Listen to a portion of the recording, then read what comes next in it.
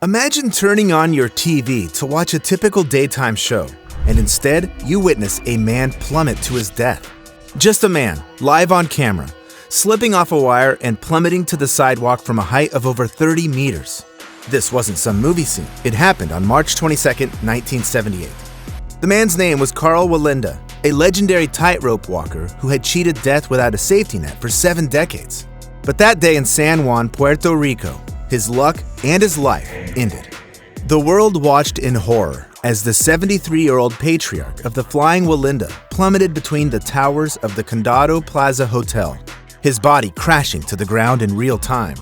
The camera didn't flinch. There was no warning on the screen for the audience, and there was no delay in the broadcast, only the terrible silence that followed when the live broadcast turned into a tragedy. The producers were in a hurry to cut the moment of the fall, but for thousands of viewers, the image was already etched in their memory. And the scariest part, he had done this trick hundreds of times. That wire was like home to him, but this time, something went wrong. A gust of wind, or a shift in balance. Just a split second, one miscalculation, and that was it. A fall that thousands of people remember. And that was just one of many heart-wrenching moments that millions of viewers watched against their will because they were broadcast live on TV. So buckle up, you're about to relive the moments that broadcasters couldn't rewind. Viewer discretion is advised. You're in a TV studio. Bright lights, cameras, a cheering audience. Everything looks just like another live show, but within seconds, the broadcast turns into a nightmare. In 2016, the Russian talk show Pro Lubov, which literally translates to About Love, gave its viewers something far scarier than romantic advice. During the segment, the show's producers thought it was a brilliant idea to bring in a trained bear named Bonya, because who doesn't love a cuddly, potentially deadly apex predator on live TV? Bonya was muzzled, on a leash, with a trainer standing by her side. The standard all's well setup. But as is usually the case in these stories, all was not well. The presenter, a woman whose name was not even mentioned in the official reports, approached Bonya, trying to communicate for the entertainment of the audience. Despite the trainer's clear warnings not to get too close, she reached out to the animal. The ancient instincts kicked in. Bonya instantly lunged, grabbed the presenter with her claws, and began dragging her around the studio, live, in full view of the cameras, the audience, and the entire country. Screams erupted from the crowd, and the cameraman froze. For a split second, no one moved, as if the entire studio had forgotten that this was a television set, not a cage. Millions of viewers saw more than just a live broadcast. It was the original scene.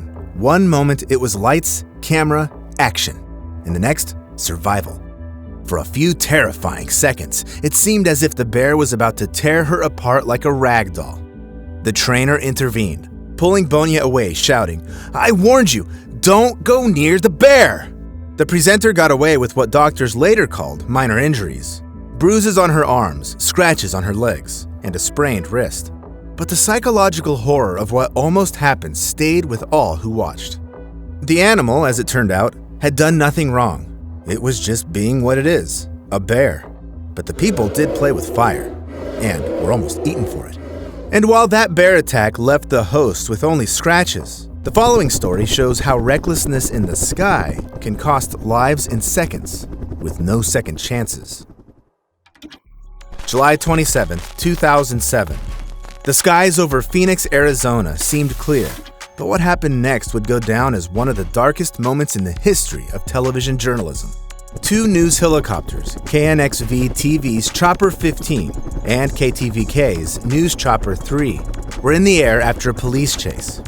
The pilots were seasoned professionals. Both helicopters hovered over downtown Phoenix, their cameras trained on a suspect racing through the city.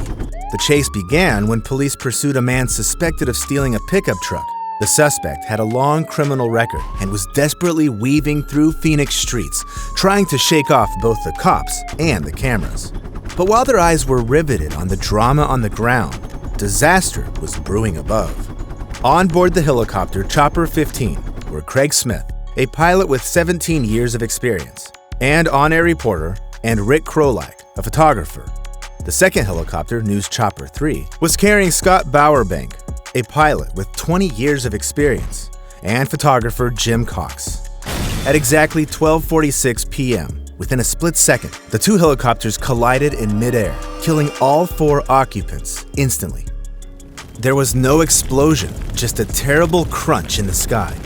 Metal crumpling against metal, then a shower of twisted debris. The live feed shuddered, went static, and for a moment no one realized what they had just seen. The spiraling debris rolled down, crashing into the Steel Indian School. To make matters worse, parts of the incident were broadcast live. Viewers, expecting a thrilling police chase, instead witnessed the death of their local news crews. In one moment, it was breaking news. In the next, it broke the newsroom. Later, an official investigation revealed something horrific. The pilots were tasked not only with flying the helicopters, but also with live reporting, coordinating with newsrooms, and monitoring the chase, all while flying in dangerous proximity. They simply didn't see each other in time to avoid a crash. They weren't just pilots, they were reporters, navigators, and producers, all in one place. It was a disaster that was bound to happen, and that day it did. While the cameras kept rolling, 4 people's stories came to a tragic end. But sometimes the most harmless-looking show hides a danger that can ruin someone's life in an instant. After all, when you switch on the TV, you expect to be entertained, not traumatized. What you don't expect is to watch someone's life change forever in real time. On June 14, 2008, a Japanese game show called Jaga Jaga Tengoku aired live on TV Miyazaki. It all started as a silly, harmless prank, or so it seemed. Contestants dive into a shallow mud pit for a laugh. That day, host Tetsushi Yanagita decided to join in the fun. He climbed onto a platform, looked at the cameras, and dove headfirst into what seemed like harmless mud. It wasn't harmless. The mud was barely 6 inches deep, and underneath, nothing but solid ground. When Yanagita hit the ground, his neck broke, leaving him paralyzed. But the scariest part was that the camera crew didn't realize at first what had happened. They thought he was joking and kept filming, laughing as he lay motionless in the mud. They even pushed his face deeper into the mud, thinking he was playing along. For almost 15 seconds, Yanagita lay face down, motionless, unable to breathe, and everyone laughed. These 15 seconds seemed like an integral part of a fun show, but in reality, they were the most critical seconds of his life. He wasn't joking, he wasn't grimacing, he wasn't happy. He was dying, but no one noticed. By the time anyone realized something was wrong, the damage was done. Tetsushi Yanagita survived, but barely. The fall shattered his neck and completely severed his spinal cord. He was paralyzed from the neck down for the rest of his life. And worst of all, millions watched it live, thinking it was part of the show. The incident sent shockwaves through Japan. The footage became infamous, not just because of the accident, but because of how long it took the film crew to realize they were watching a man's life being destroyed before their eyes. Years later, he would appear on television again, not to entertain, but to remind viewers what happens when no one can tell the difference between a game and a tragedy. Some TV tragedies happen instantly, an accident, a fall, a single moment that changes everything. But sometimes, the most disturbing moments happen slowly, and millions of people watch, unaware that they are witnessing a psychological catastrophe in real time. 1998, Japan. Comedian Tamaki Hamatsu, better known by his nickname Nasubi, Japanese for eggplant due to his elongated face, thought he had his big break. He signed up for a Japanese reality show called Susunu Denpan Shonen. He had to survive alone in a tiny apartment with no clothes, no food, living only on prizes he could win in a mail-in sweepstakes. Nasubi didn't know that his every move was being broadcast live. It was a 24/7 broadcast, and millions couldn't look away. He thought he was filming for an upcoming TV special. In fact, he had become the most famous person in Japan without even realizing it. The audience watched him like a lab rat in a glass cage. He had no script, no one to help him. The audience watched another person's misfortune. For 15 months, Nasubi lived in isolation, naked, hungry, freezing, surviving on random junk he managed to win. Sometimes luck was on his side, and he'd win something to eat. At first, it was barely edible, cans of dog food, packets of instant noodles. Weeks later, he finally hit the jackpot, a giant bag of rice that became his lifeline. Most often, it was things like tires, stuffed animals, or a tent that was too big to fit in his apartment.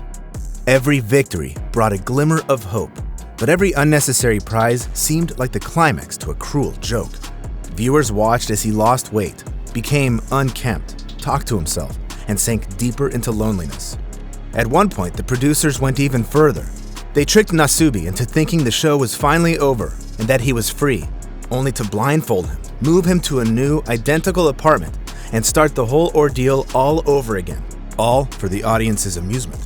For millions, it was entertainment, but for him, it was a nightmare with commercial breaks. When Nasubi finally won the game, having collected prizes worth 1 million yen, he thought the ordeal was over. What he didn't know was that all this time, the show wasn't just being recorded. It was being broadcast live 24/7, and millions had been watching his every move. Instead of quietly ending the experiment, the producers turned his apartment into a live studio set. The walls collapsed around him, revealing cameras, lights, and a live audience. And there he stood, naked, humiliated, and utterly broken, realizing that the entire country had been watching him suffer. "What are they laughing at?" he asked. This was no entertainment. This was psychological torture packaged as prime-time entertainment. Nasubi's ordeal didn't end when the camera stopped rolling. He left the show physically drained, having lost over 20 kilograms, and mentally shattered after months of isolation, humiliation, and public exposure without his consent. He got fame, but at the cost of his humanity. A nation watched his breakdown like it was a sitcom, but while his suffering played out over months, the next tragedy struck in a matter of minutes. And this time, it wasn't a twisted TV experiment, but a real disaster that unfolded live in front of millions, leaving dozens dead and hundreds injured. April 15th, 1989, Hillsborough Stadium, Sheffield, England. It was supposed to be a historic day, the FA Cup semi-final between Liverpool and Nottingham Forest. Instead, it became the biggest disaster in British sporting history.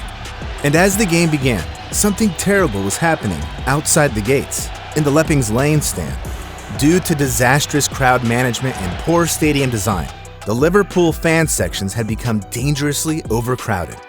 What was meant to be a day of sport and celebration quickly turned into a suffocating death trap. The police, in an attempt to ease the congestion on the street, opened Exit C, inadvertently forcing thousands of other fans into the already packed sections. People were trapped by steel barriers, unable to breathe, while others were crushed from behind by the weight of the crowd. That day, 97 Liverpool fans lost their lives, and over 760 others were injured. The live broadcast initially failed to understand what was happening. Viewers at home watched the chaos unfold as people climbed over fences, broke down barriers, and desperately tried to escape. For many, the realization that they had witnessed mass death came too late. Then investigators uncovered years of negligence, a safety certificate out of date since 1979, inadequate turnstiles, and poor crowd control turned the stadium into a deadly trap. The Hillsborough disaster led to radical reforms in stadium safety, but for the families of the victims, no amount of change could undo what millions witnessed that day. And while the tragedy showed how institutional failure can cost lives, the story that followed is even more disturbing, because this time the disaster was caused not by a system malfunction, but by a television producer's decision to play on people's emotions with deadly consequences. March 1995, Michigan, USA. Daytime talk shows were the ultimate entertainment of the 90s. Messy, sensational, and ready to use anyone for ratings. But on this day, one segment went so far as to end in murder.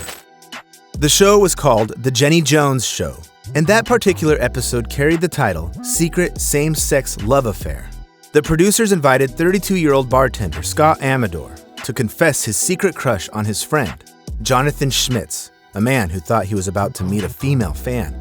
The twist was revealed live on stage when Amador openly flirted with Schmitz, prompting the audience to burst into laughter, while Schmitz smiled awkwardly, clearly uncomfortable. No one knew that Schmitz suffered from bipolar disorder, alcoholism, and serious mental health issues. The show's producers didn't check any of them. 3 days after the recording, Schmitz found a suggestive note from Amador left on his doorstep. Consumed by feelings of humiliation and rage, Schmitz, drunk and spiraling, drove to Amador's mobile home, confronted him, and pulled the trigger of a 12-gauge shotgun twice. Amador died instantly. Schmitz called 911 to confess, saying, "Because he played me really bad." A civil court ruled that the show had acted irresponsibly, although the conviction was later overturned. Schmitz was sentenced to 25 to 50 years in prison and served 22 years before being released in 2017. The case became a symbol of trash TV gone too far, when entertainment stopped being harmless and became deadly. These were some of the most disturbing moments ever broadcast live, moments that should never have happened, but played out in front of millions. Each of these tragedies has one thing in common: a chilling reminder that when you mix entertainment, poor judgment, and human folly, the consequences are often irreversible. If this video made you rethink how thin the line between spectacle and disaster is, give it a like. Share it with someone who thinks it's just TV. And let me know in the comments, what's the most disturbing thing you've ever seen on live TV? Stay safe, stay informed, and remember, sometimes the scariest things aren't written down.